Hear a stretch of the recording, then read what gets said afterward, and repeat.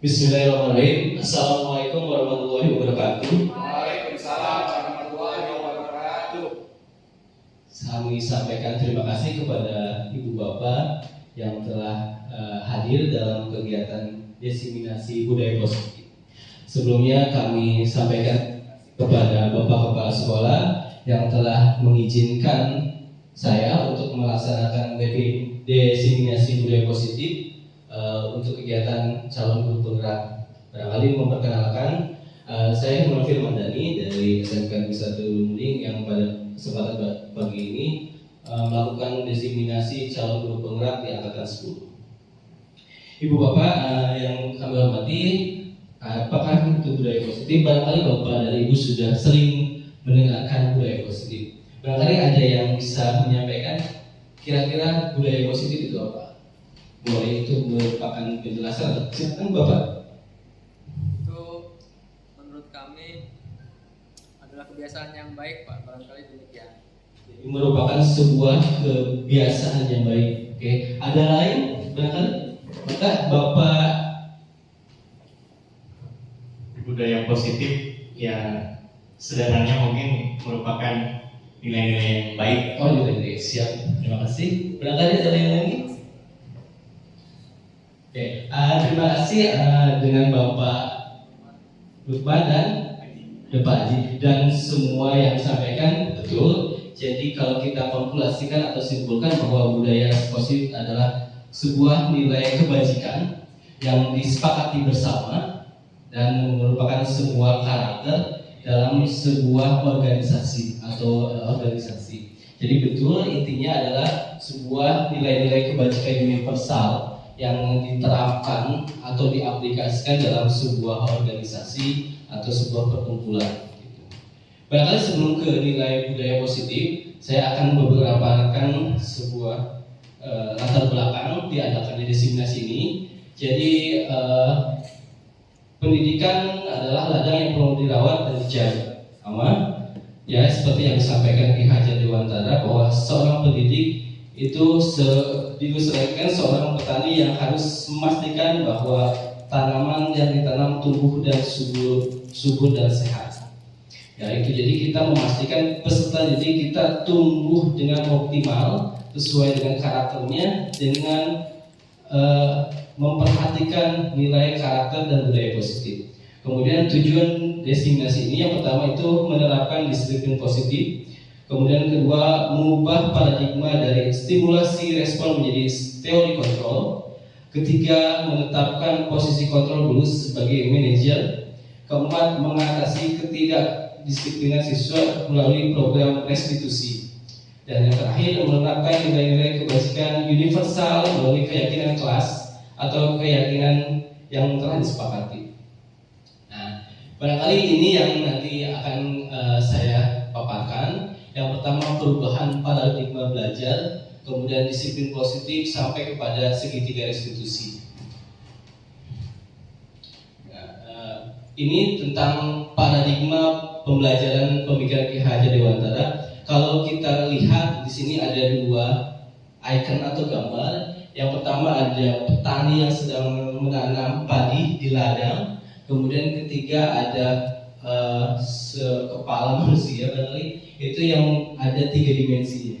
Ya. Jadi seperti yang dipaparkan oleh Ki Hajar Dewantara bahwa kodrat peserta didik itu memiliki 2 kodrat alam dan kodrat zaman, yang berarti pembudayaan buah budi manusia beradab dan buah perjuangan manusia terhadap 2 kekuatan yang selalu mengiringi hidup manusia.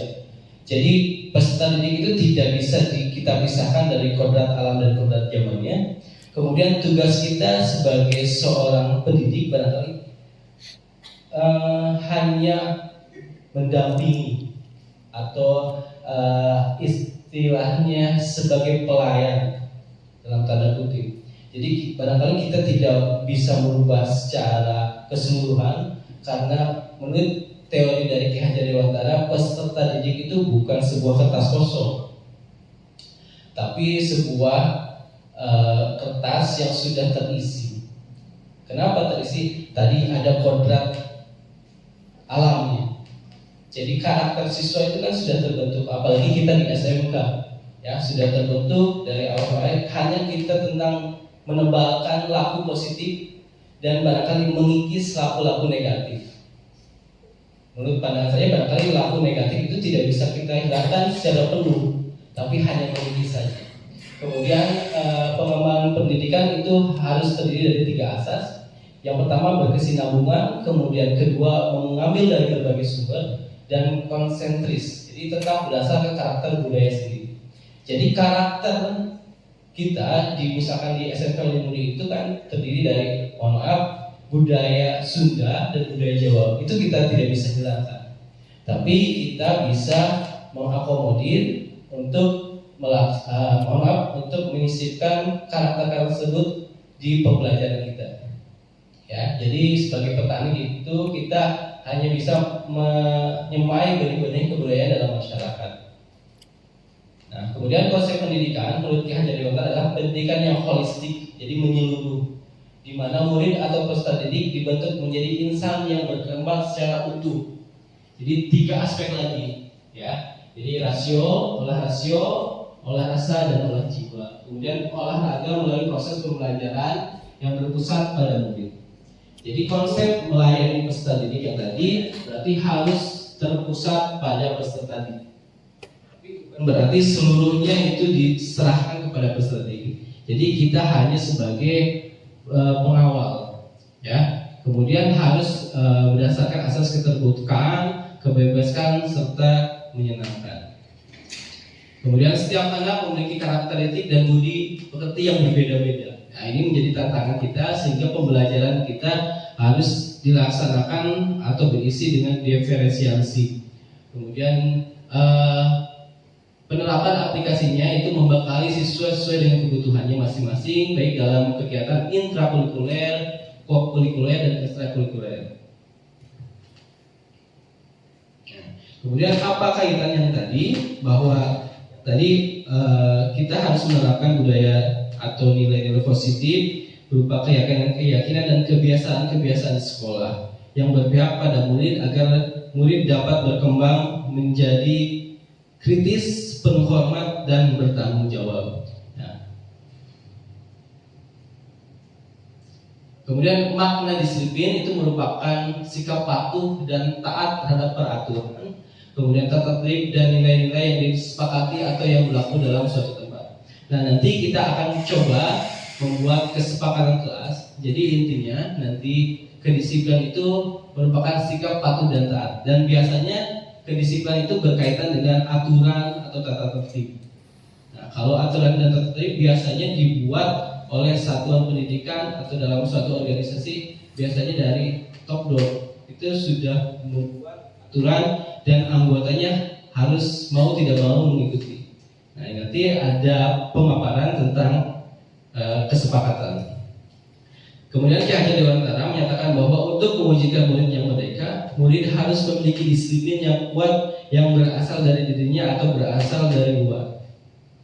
Nah, kunci dari kesuksesan pendidikan adalah disiplin.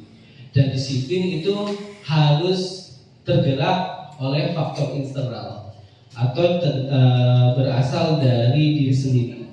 Tidak mungkin pendidikan itu berjalan dengan baik kalau misalkan kedisiplinan itu terdiri atau diakibatkan dari faktor eksternal.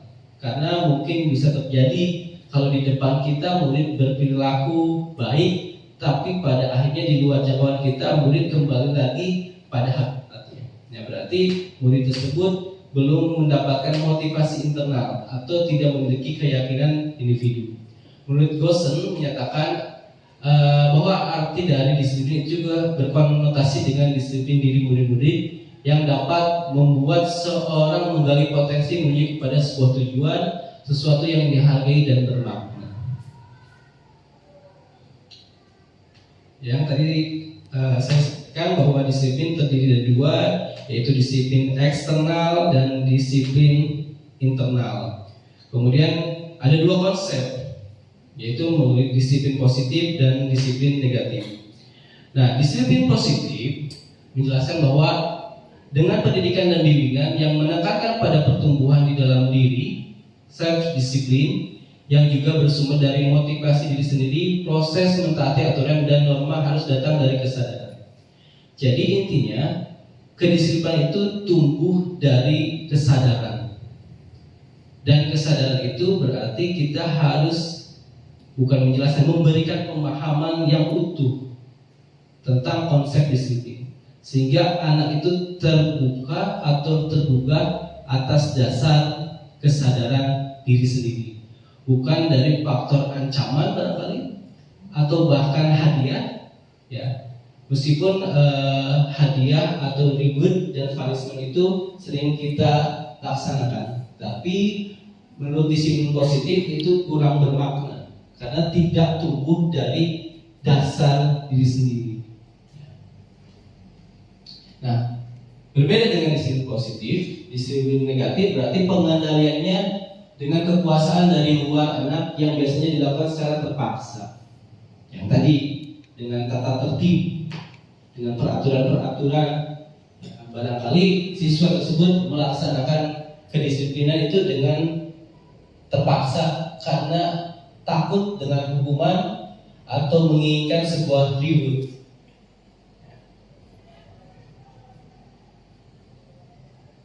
Kemudian ini nilai-nilai kebajikan. Yang pertama, sebagai profil pelajar Pancasila ada 6 aspek, yaitu beriman kepada Tuhan Yang Maha Esa, kemudian mandiri, kemudian pendapat kritis, berkebinekaan global, bergotong royong, dan kreatif.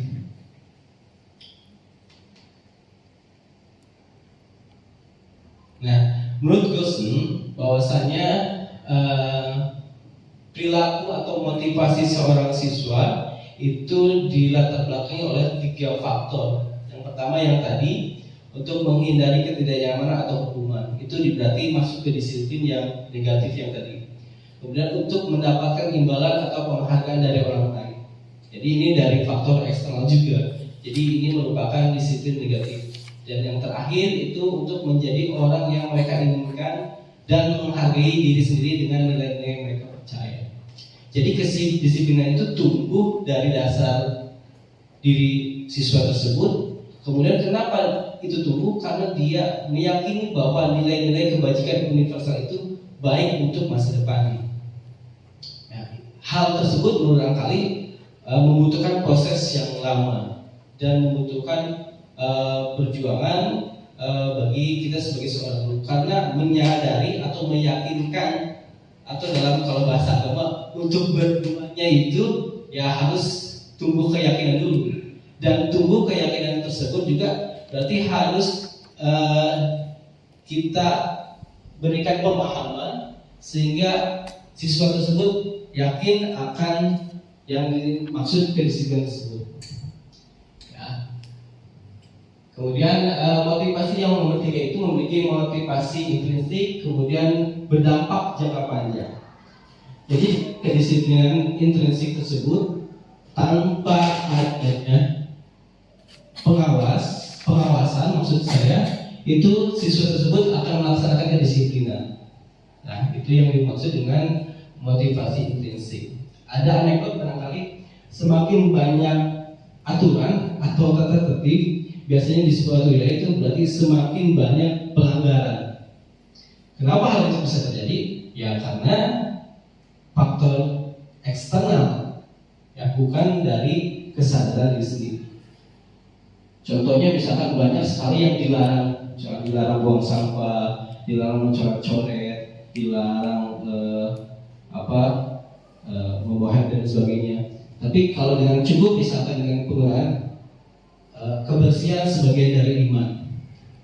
Nah, coba dengan kata-kata seperti itu, barangkali larangan-larangan yang tadi itu bisa disederhanakan.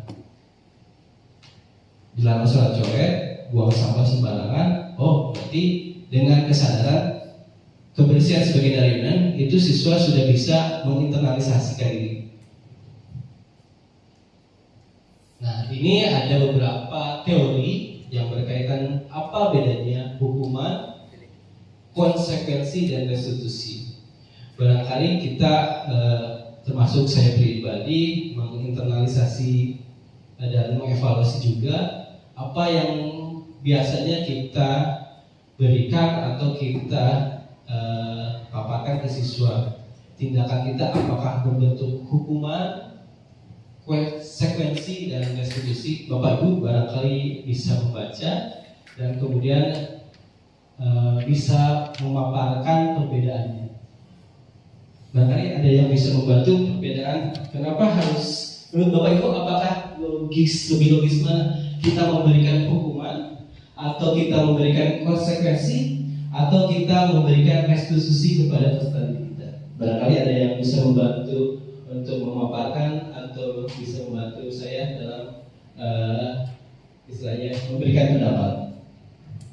Ya, silakan Ibu. Iya, terima kasih. Menurut saya ini adalah tiga yang biasa dilakukan oleh murid, yang kita lakukan kepada murid, yang kadang kita sadar atau tidak sadar melakukannya. Nah, ini hukuman, konsekuensi, restitusi. Kalau menurut saya ada perbedaannya. Kalau hukuman itu lebih kepada sesuatu yang menyakitkan dan biasanya berupa fisik. Sedangkan konsekuensi itu disepakati terlebih dahulu. Ya, kita membuat suatu peraturan yang melibatkan peserta didik, sehingga ketika peserta didik tersebut melanggar, maka itu merupakan konsekuensi, bukan hukuman. Sedangkan restitusi itu proses kolaboratif yang diberikan beberapa pertanyaan sehingga peserta didik menyadari kesalahan apa yang telah dibuatnya. Jadi bukan menjudge atau menghukum. Begitu, Pak. Terima kasih Bu yang disampaikan luar biasa dan tepat sekali. Jadi tentang hukuman, konsekuensi, dan restitusi yang telah tadi paparkan, bahwa secara sederhana bahwa hukuman dan konsekuensi itu akan menumbuhkan disiplin secara eksternal, dan restitusi itu disiplin secara internal. Jadi kalau hukuman dan konsekuensi, terutama hukuman, itu dampaknya dampak secara jangka pendek, kemudian mengakibatkan trauma, barangkali lebih sakit lagi, ya, karena yang tadi ada berfokus pada sanksi, dan biasanya hukuman itu tidak ada kaitannya dengan pelanggaran yang dilakukan peserta didik. Misal kita contoh, siswa tersebut tidak mengerjakan PR. Ada kalanya di waktu dulu kita barangkali ketika sekolah kita tidak mengerjakan PR, guru disuruh ke depan kemudian berdiri selama setengah jam. Itu yang dinamakan dengan hukuman. Tapi kalau konsekuensi, barangkali ketika siswa tersebut tidak mengerjakan PR, dipanggil terlebih dahulu, kemudian disuruh mengerjakan pada saat itu. Nah, ada kelebihan lain dari restitusi.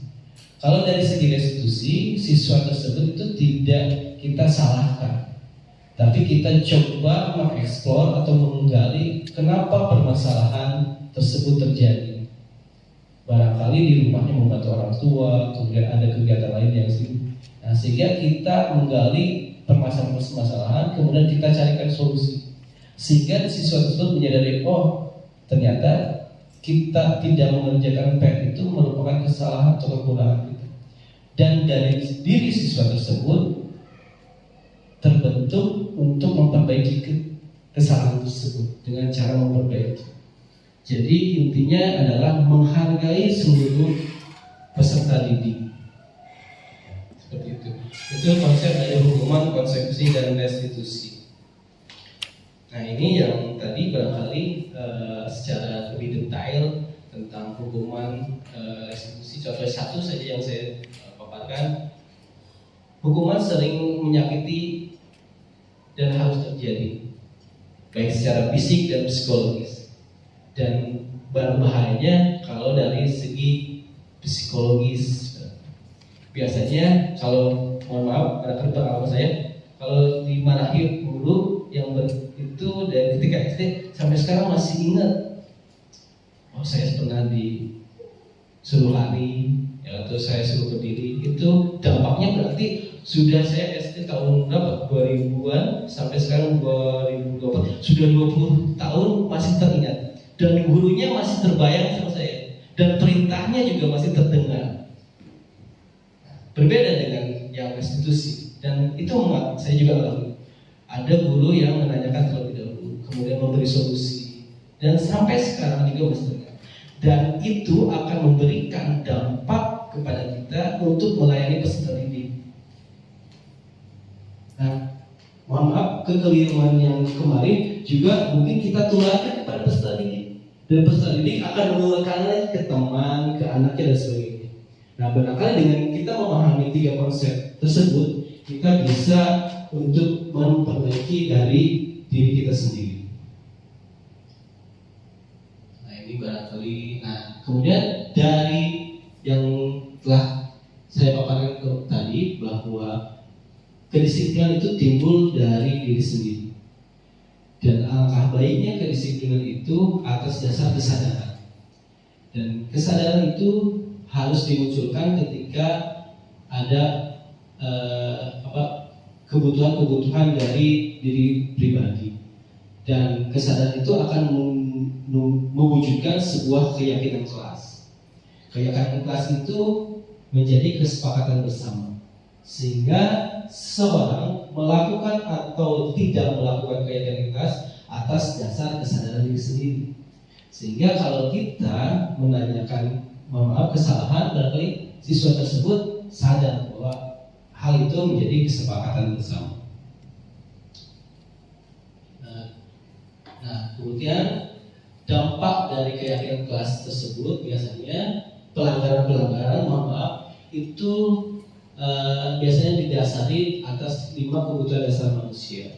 Tadi dari penguasaan, kasih sayang dan terima, kebebasan, kesenangan dan bertahan hidup.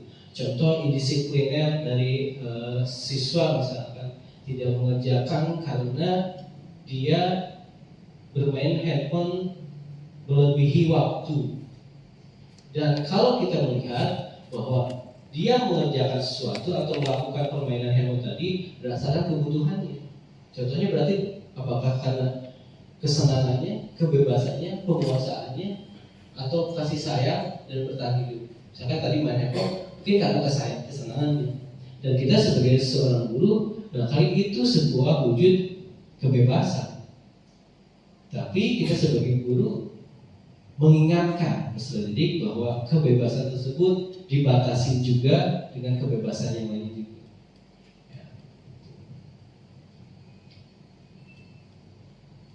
Ini yang tadi bahwa untuk motivasi eksternal itu ada perilaku kontrol negatif, yaitu menghukum dan membuat orang merasa bersalah.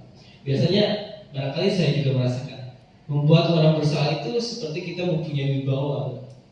Misalkan contoh, mohon maaf, kamu tuh tidak pakai kaos kaki setengah betis atau tidak pakai kaos berwarna putih, kamu tuh salah. Harusnya kamu pakai kaos kaki yang warna hitam.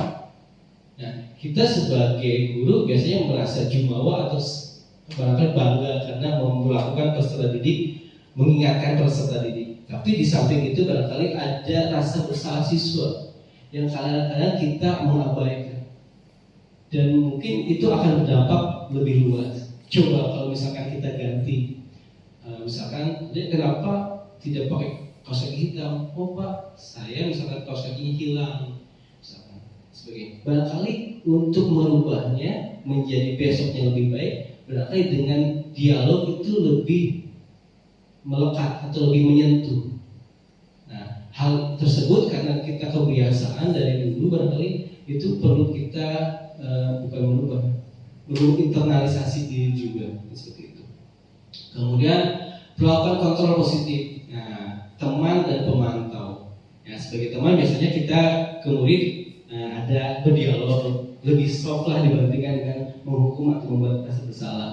Kemudian memantau, menghitung dan mengukur. Misalkan kontrolnya kita lihat besok apakah dia melakukan hal yang sama atau tidak. Kalau melakukan hal yang sama kita berdialog lagi. Sehingga di pemantau itu kita hanya melihat dan mengukur tingkat kesalahan siswa.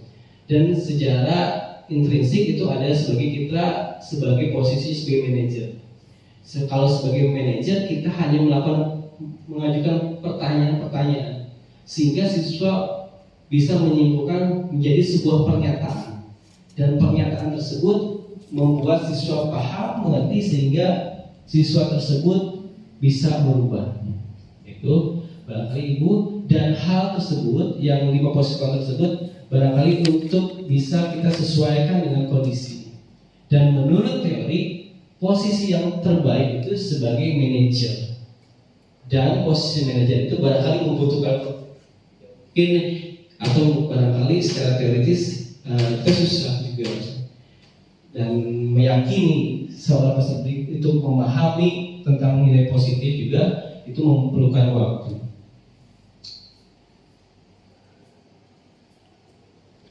Nah, kemudian dari kesimpulannya bahwa restitusi itu memberikan kesempatan kepada murid untuk disiplin positif, memulihkan diri dari kesalahan sehingga memiliki tujuan yang baik. Inti dari restitusi itu adalah memulihkan diri dari kesalahan. Jadi kan misalkan datang terlambat, intinya kan bagaimana caranya besok tepat waktu. Karena kita memberi hukuman, memberikan penjelasan sebagai teman atau sebagai pembuat dosa besar atau sebagai menjadi. Tapi intinya adalah memulihkan dari kesalahan. Kemudian restitusi memberikan penawaran bukan paksaan atas dasar kesadaran. Kemudian penting bagi guru menciptakan kondisi yang membuat murid bersedia menyelesaikan masanya dan berbuat lebih baik. Intinya si siswa tersebut melakukan kesalahan dan memperbaiki atas dasar kesadaran diri sendiri. Ini barangkali segitiga restitusi. Nah, itu saja yang bisa saya paparkan dari Ibu Bapak. Kemudian kalaupun ada beberapa kekurangan, kami mohon maaf, dan silakan barangkali ada beberapa waktu lagi untuk kita berdiskusi. Intinya dari yang telah tadi saya sampaikan dari diseminasi itu adalah menyampaikan informasi, dan hal tersebut sebenarnya sudah Ibu dan Bapak ketahui, kita ketahui bersama, hanya perlu meyakinkan. Atas dasar keyakinan individu barangkali kita nanti akan terwujud keyakinan kelompok, ya, terwujud keyakinan kelompok, kemudian terwujud keyakinan komunitas dan keyakinan institusi, dan nanti terwujudlah keyakinan sekolah. Itu saja yang ingin saya sampaikan. Terima kasih. Barangkali ada pertanyaan atau pernyataan atau tambahan, kami persilakan. Terima kasih.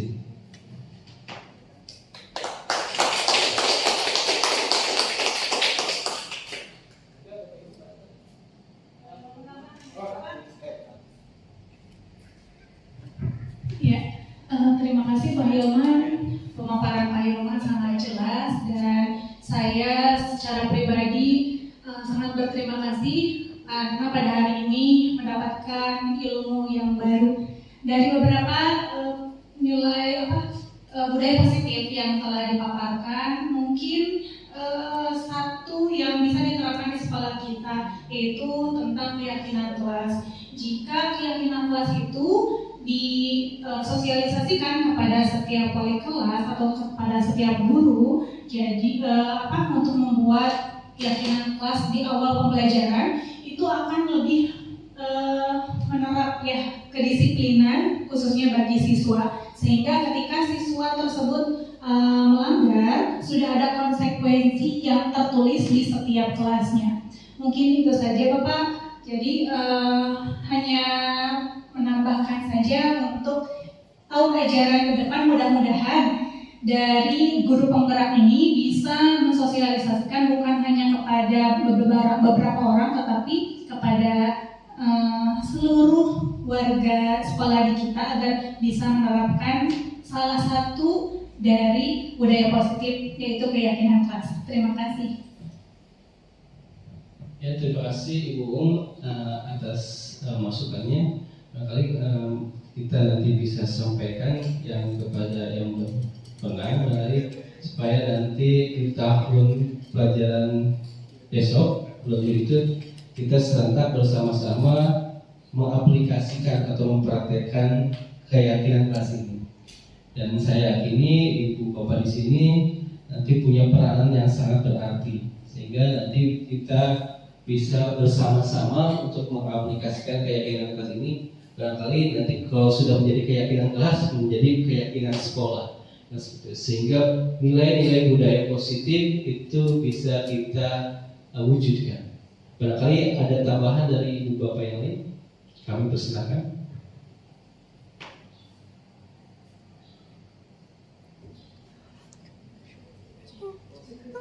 Cukup Bang ya. Demikian hasil pemaparan yang telah saya sampaikan. Terima kasih atas waktu dan kesempatan yang diberikan kepada saya. Bila taufiq wal hidayah, wassalamualaikum warahmatullahi wabarakatuh.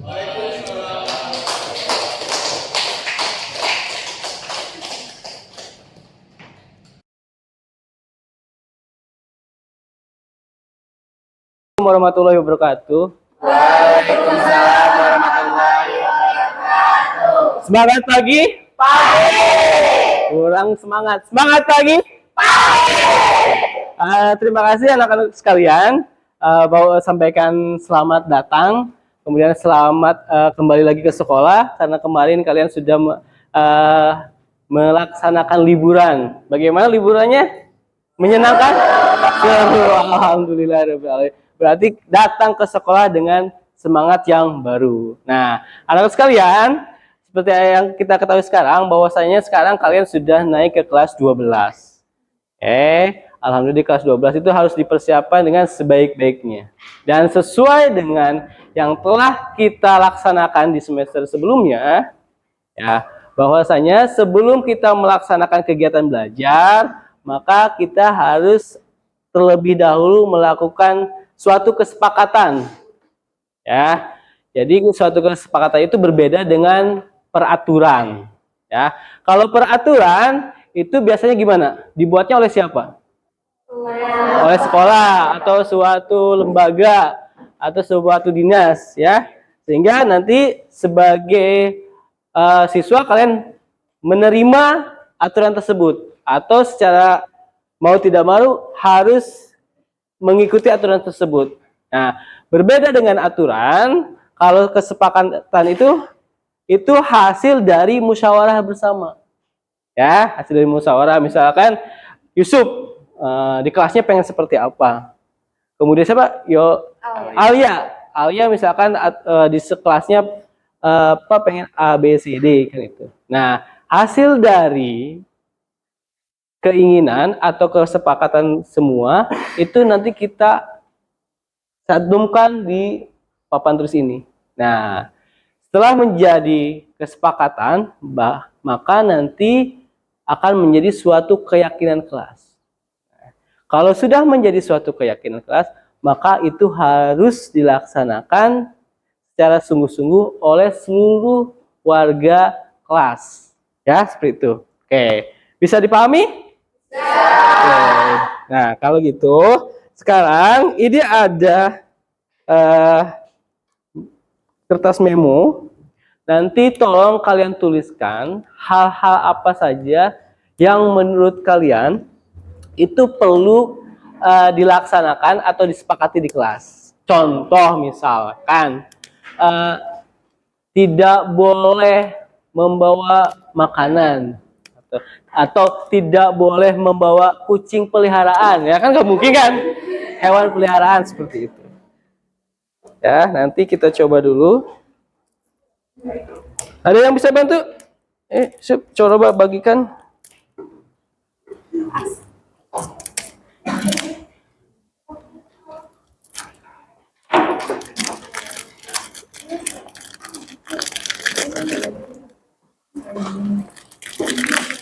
Nah, bagikan satu. Atau tidak boleh meminjam pulpen, ballpoint ke teman.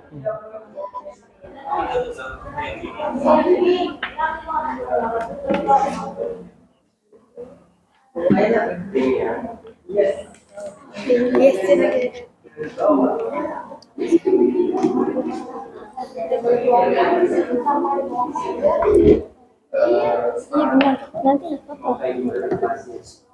Lahir mau kayak itu Ini masih simulasi. Sebenarnya aku dari awal kita ngapain? Kita ngapain tahu juga. Ya kelas ini kita supaya bahasa orang. Bukan bahasa.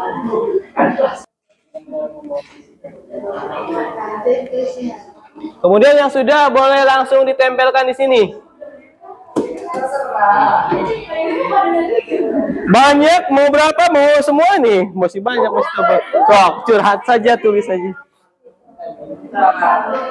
Sok, ditulis. Kalau sudah, maju ke depan, tempel terserah di mana saja.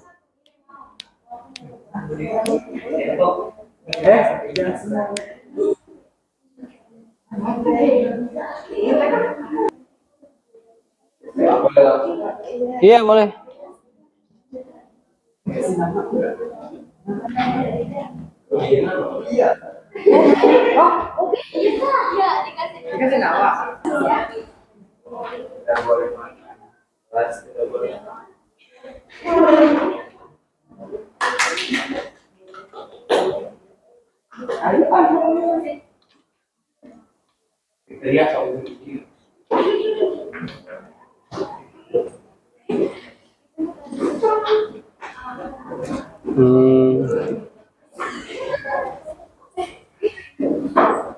Oke. Kasih nama ya. Kasih nama nanti tertukar. Nah, ada soalnya ada ini lagi. Ada penjelasan lain.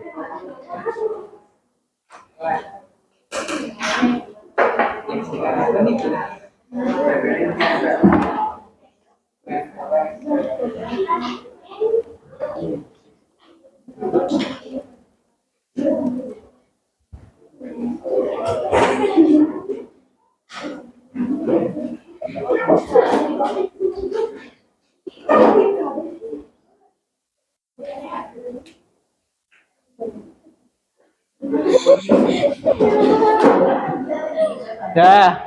Oke. Oke.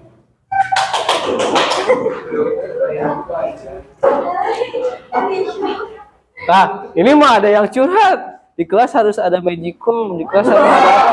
Itu mah permintaan itu bukan. Aduh. Tapi nggak apa-apa, kita bahas. Iya nggak apa-apa, emang biar nggak kekan. Jangan-jangan nanti di kelas ada kantin. Oke, udah ya.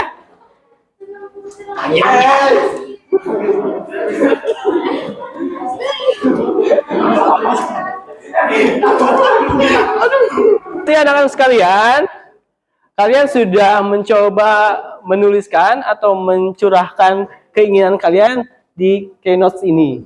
Nah, Bapak coba bacakan, misalkan mana ya? Nah di sini, yang boleh ya ini karena bagus, Bapak bacakan misalkan dari Astrid. Nah, ini Bapak minta 1, Astrid beri 4, berarti sangat baik, sangat apa namanya? Baik sekali kan itu. Dipinta 1 disampaikannya 4. Contoh, misalkan tidak boleh buang sampah, itu namanya peraturan. Ya, nah nanti kita rubah peraturan itu ke dalam nilai-nilai positif. Misalkan, kalau peraturan itu biasanya dituliskan dengan kata-kata dilarang, tidak boleh. Nah, kemudian kita rubah menjadi keyakinan kelas, itu biasanya kata-katanya menjadi positif. Kenapa? Contoh misalkan, ada kan misalkan di jalan-jalan, dilarang tengok kiri, tapi kalian nengok ke kiri. Ya? Ya, misalkan dilarang tersenyum, malah kalian tersenyum misalkan. Ya kan seperti itu. Jadi kebanyakan yang dilarang itu menimbulkan motivasi untuk mencoba. Ya kan? Dilarang loncat pagar, nyoba loncat pagar. Nah, tugas kalian sekarang adalah kalau kalian bingung karena ini ada 4, kalian nanti coba rubah 1 saja. Misalkan nih, yang asli tidak boleh buang sampah di kelas. Kalau kalimat positifnya jadi bagaimana? Boleh buang sampah di kelas. Nah, buanglah sampah pada tempatnya. Atau misalkan jagalah. Nah, bisa tidak? Bisa. Oke. Sekarang olahraga lagi, jalan ke depan lagi, ambil sesuai dengan nama kalian, kemudian rubahlah kalimat tadi, ya, aturan tersebut menjadi nilai yang lebih positif. Silahkan.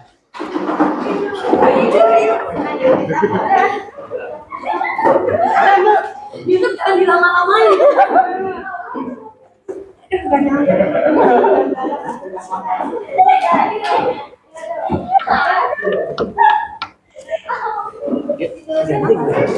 Ya, kamu yang mana?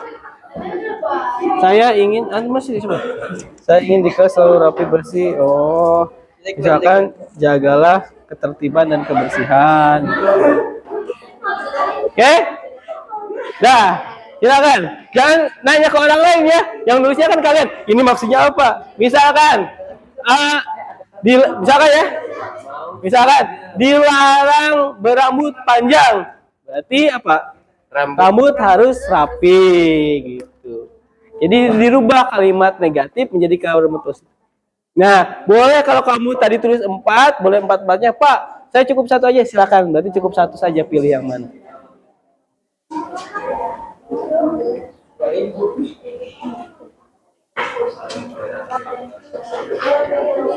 Waktunya 1 menit ya. Jangan dipikirkan karena langsung ditanggalkan, Pak. boleh.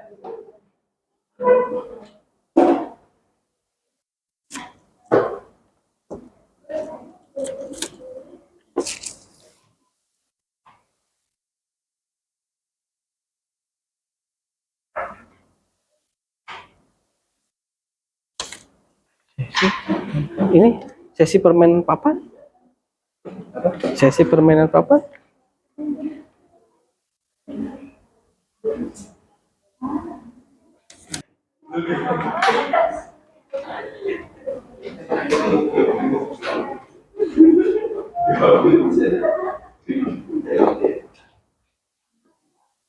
Okay, good.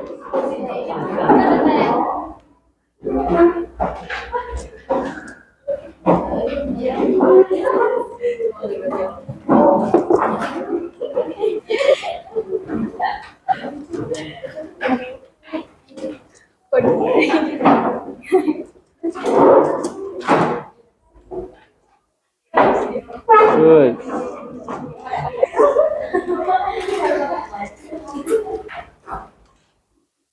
Ayo. Coba tempelkan.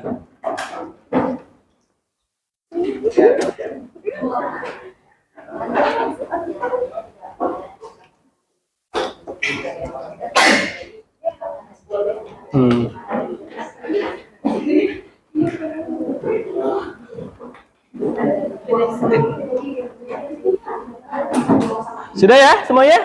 1.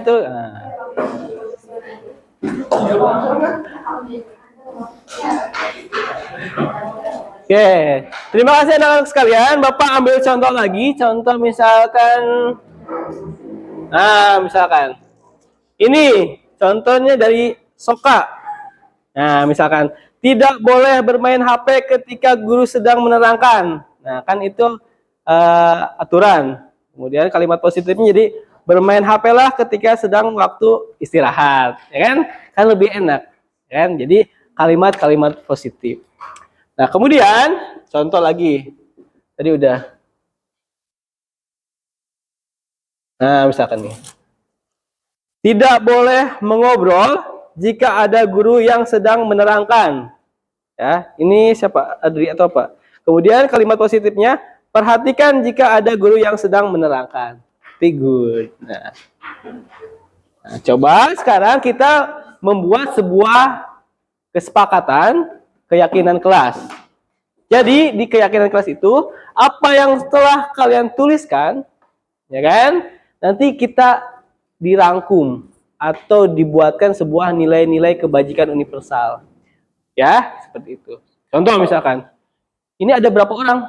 1, 2, 3, 4, 5, 20 misalkan. Ada 20 atau lebih? 20, 30 ya? Berarti ada 30 keinginan. Ya, mudah dihafal nggak 30 keinginan itu? Tidak ya?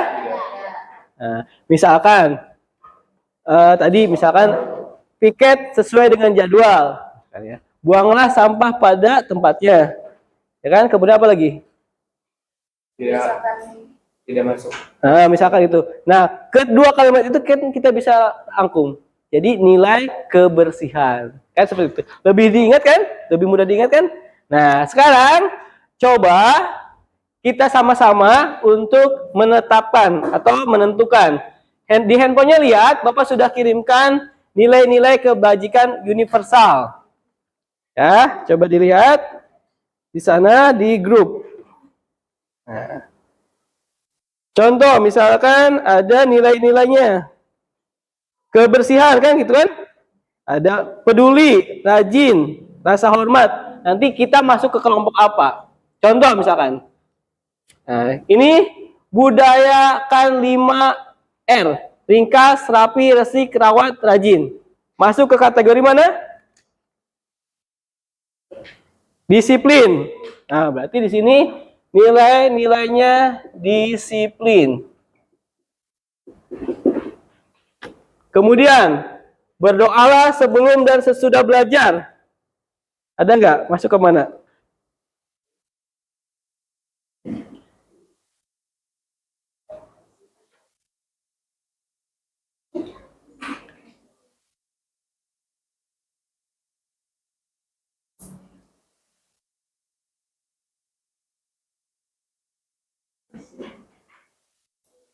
Apa ada nggak?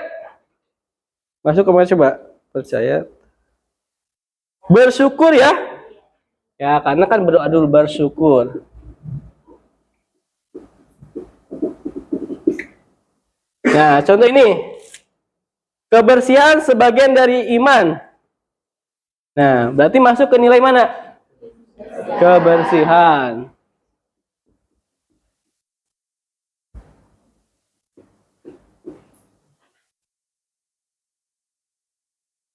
Nah, kemudian ini. Kita harus fokus ketika guru sedang menerangkan. Sopan atau disiplin? Nah, karena menempatkan segala sesuatu pada tempatnya kan? Ya, berarti disiplin.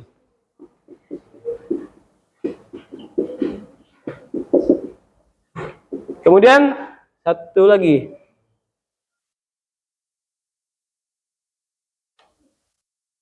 Nah, ini masuk harus tepat waktu.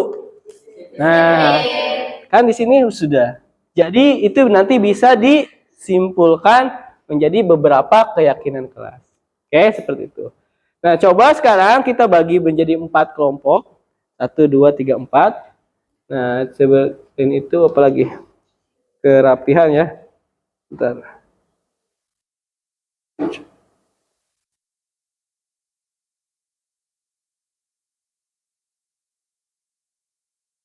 Kejujuran ya.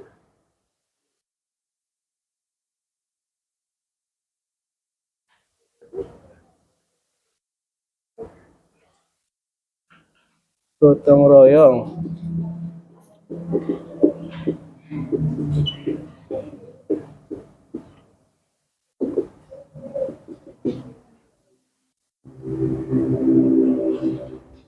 Oke, sekarang tugasnya coba nilai-nilai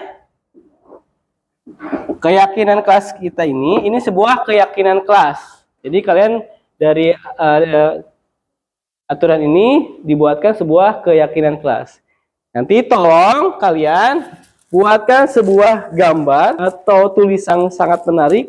Nah, misalkan disiplin, tulis disiplin. Atau dibuatkan sebuah daftar. Ya, nanti dibuatkan daftar, dibagi-bagi ya, nanti yang terbaik kita tampilkan. Misalkan keyakinan kelas, 1 disiplin, 2 bersyukur, 3 kebersihan. Kemudian boleh dikasih gambar, kasih variasi dan sebagainya kan? Ya. 1, 2. Pak pakai apa nggak ada itunya ya? Ya pakai ballpoint aja lah. 3.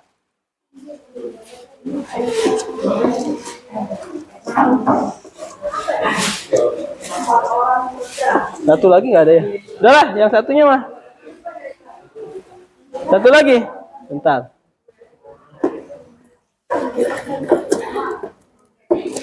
Kalau sore.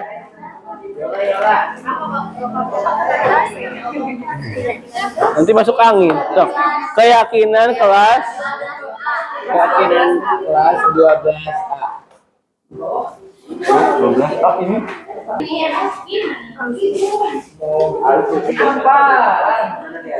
Bikin pohon-pohonan aja nanti kalau isi cabangnya. Boleh. Pagar karena ini kan ada gambar buang sampah.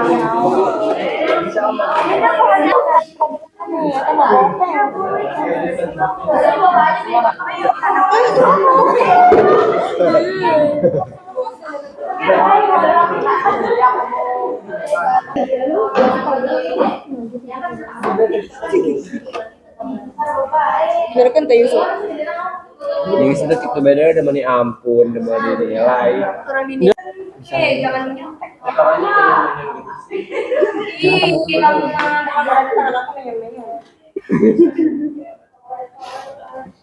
Jadi kita sudah membuat sebuah keyakinan kelas yang itu hasilnya dari nilai-nilai kebajikan yang telah kalian tulis. Kemudian karena kita sudah membuat sebuah keyakinan, maka kita harus dapat mewujudkannya atau melaksanakannya oleh seluruh warga kelas. Untuk itu nanti sambil kita sepakati ini, nanti tolong ke depan bergiliran kalian tanda tangan di kesepakatan kelas ini, ya, untuk menjadi sebuah bukti kalian sudah menyepakati kesepakatan kelas, ya. Nah, silakan satu-satu ke depan. So, ke depan aja langsung. Ya, langsung saja tanda tangan. Iya, nggak apa-apa langsung.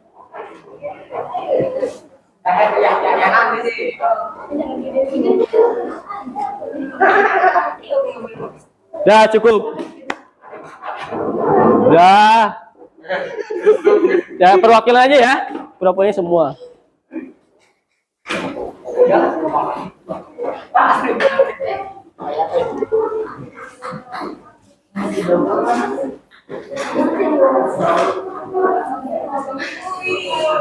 Oke. Anak sekalian, kesepakatan kelas atau keyakinan kelas ini sudah kita tanda tangani dari setuju semua.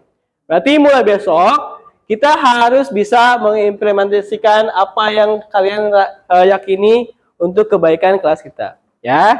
Jadi pertemuan kali ini Bapak cukupkan sekian. Terima kasih atas waktunya. Semoga kita bisa mewujudkan keyakinan kelas yang telah kita sepakati. Ya, akhir kata, wassalamualaikum warahmatullahi wabarakatuh. Waalaikumsalam.